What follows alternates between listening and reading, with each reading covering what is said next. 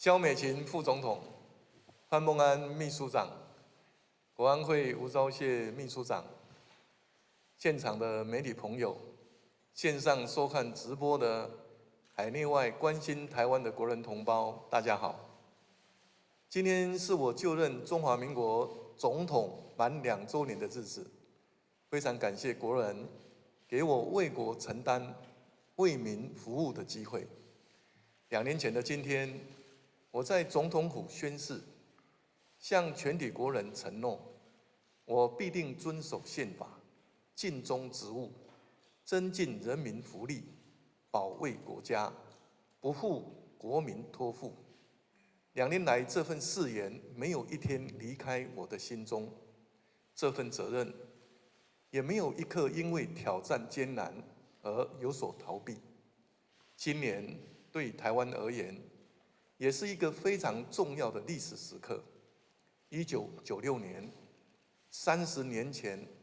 上千万的台湾人民无惧中国的飞弹威胁，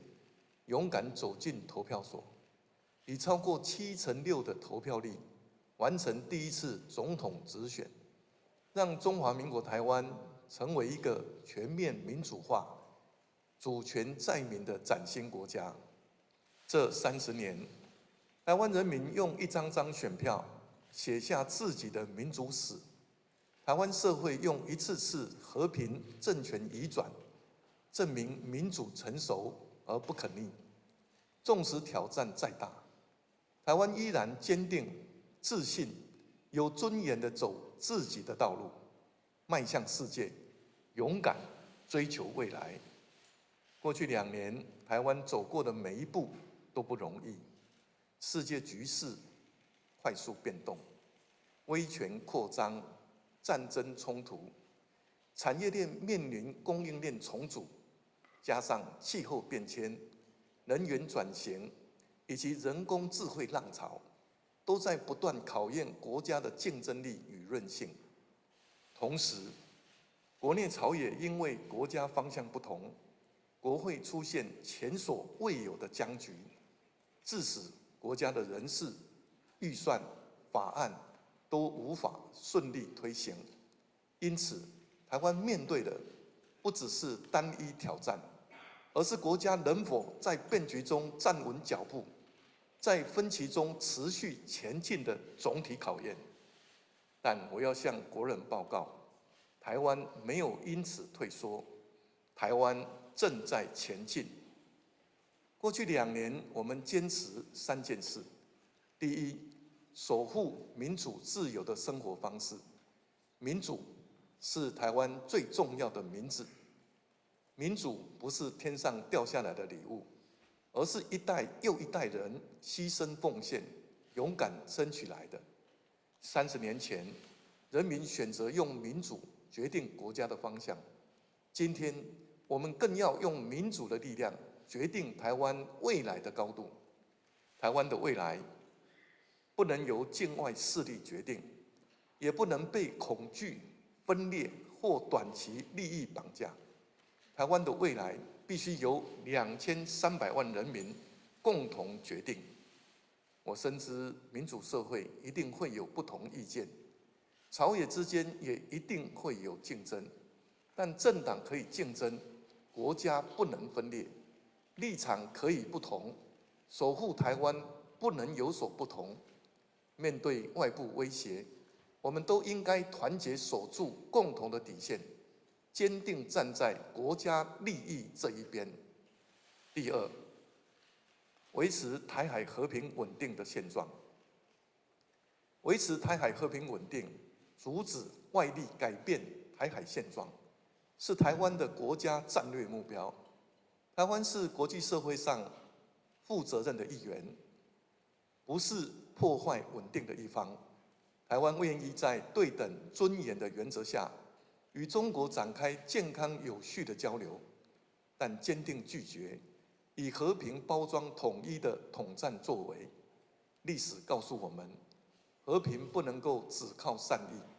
更不能建立在让步与幻想之上。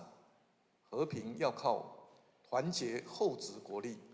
靠清楚的国家意志，也靠与国际民主伙伴的紧密合作，才能够以实力取得真正和平。总统直选30年来，台湾人民一次又一次用选票向世界证明，我们珍惜和平，但不会放弃自由；我们愿意对话，但不会接受矮化；我们追求稳定，但不会牺牲主权与民主生活方式。这是台湾的底线，也是台湾面对世界最清楚的立场。因此，这2年来，政府持续推动国防改革，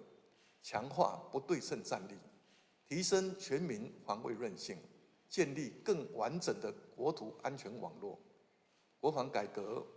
不只是武器更新，更包括人力、训练、后勤、制度与社会支持的全面强化。我们增加国防投资，因为警觉威胁更甚以往，不是为了挑衅，而是为了避免战争。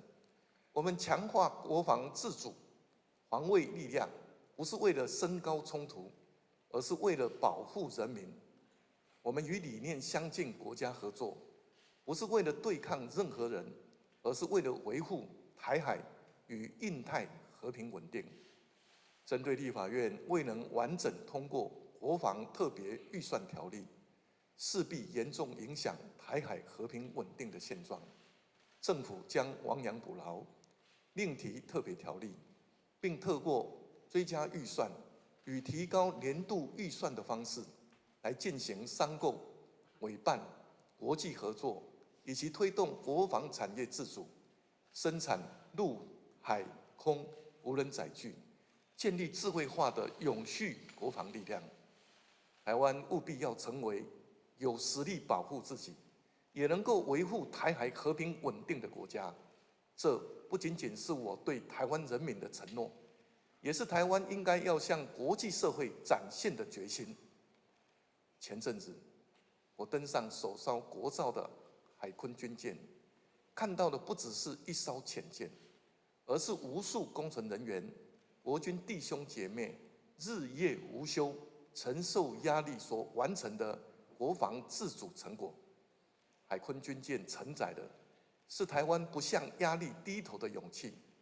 也是我们用自己的双手为下一代打造安全家园的决心。我要向国军弟兄姐妹表达最高敬意，不论是在海上、空中、山区、外岛，还是在一个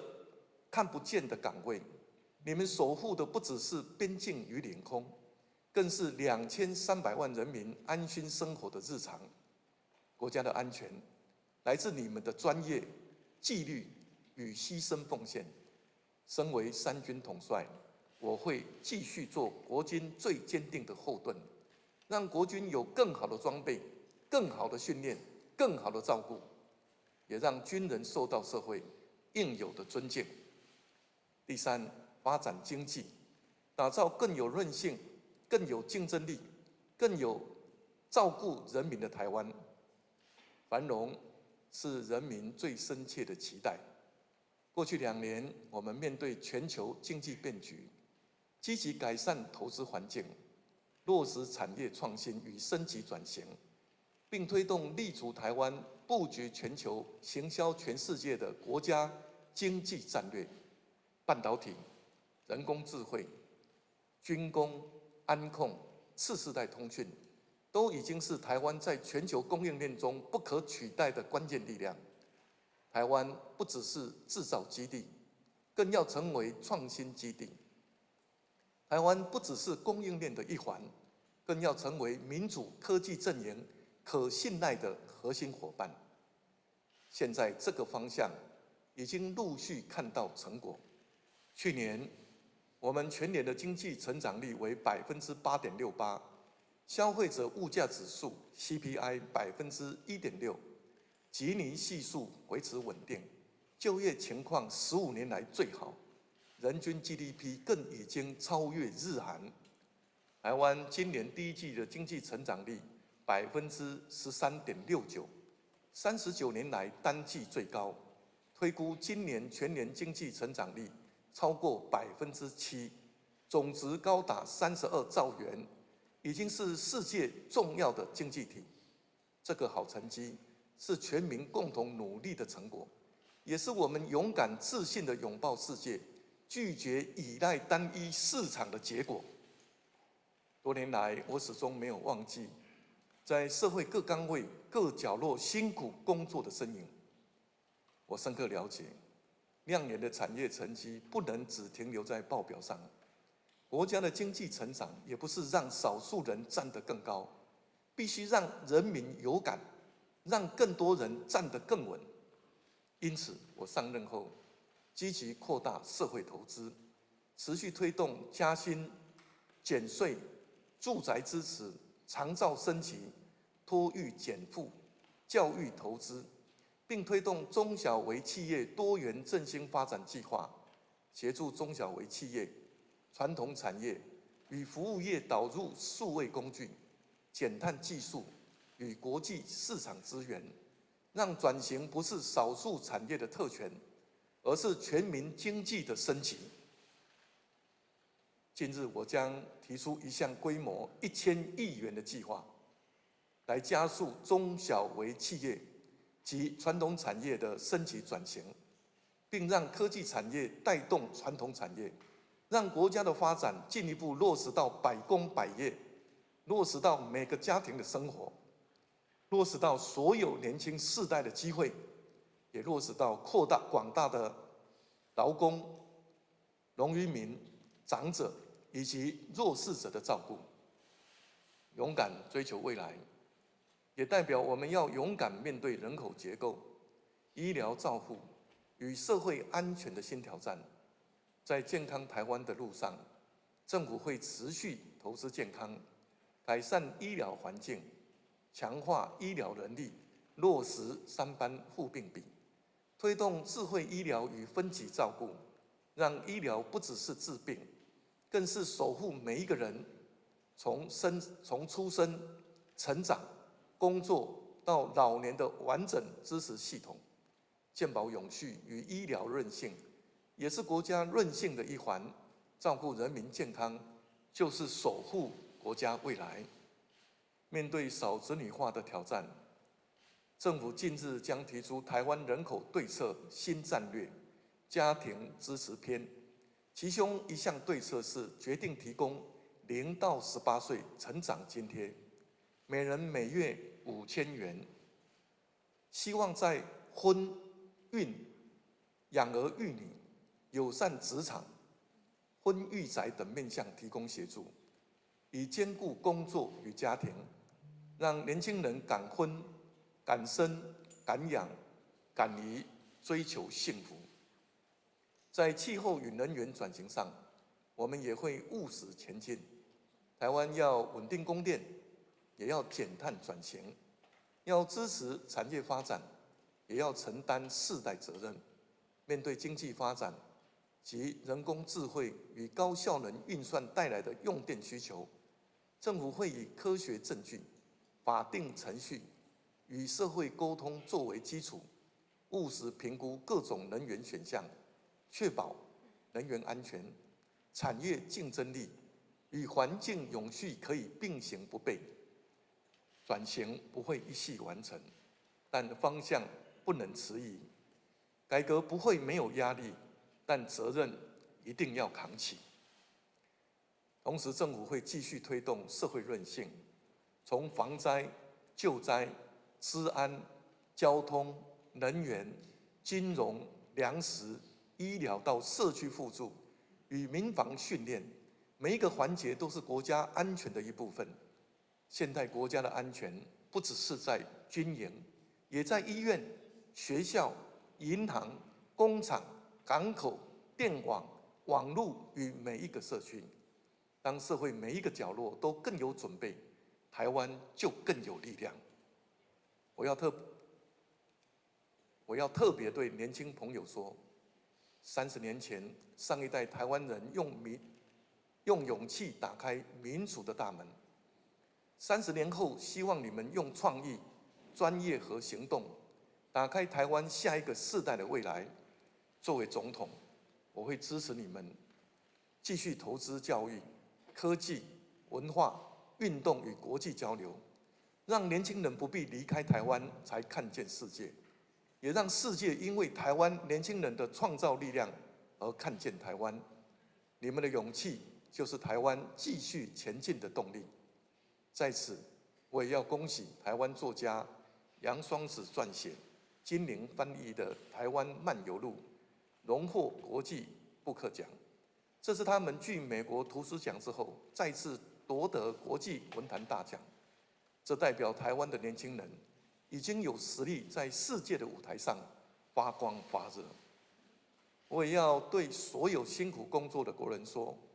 政府知道你们的压力，也知道改革的成果必须更快、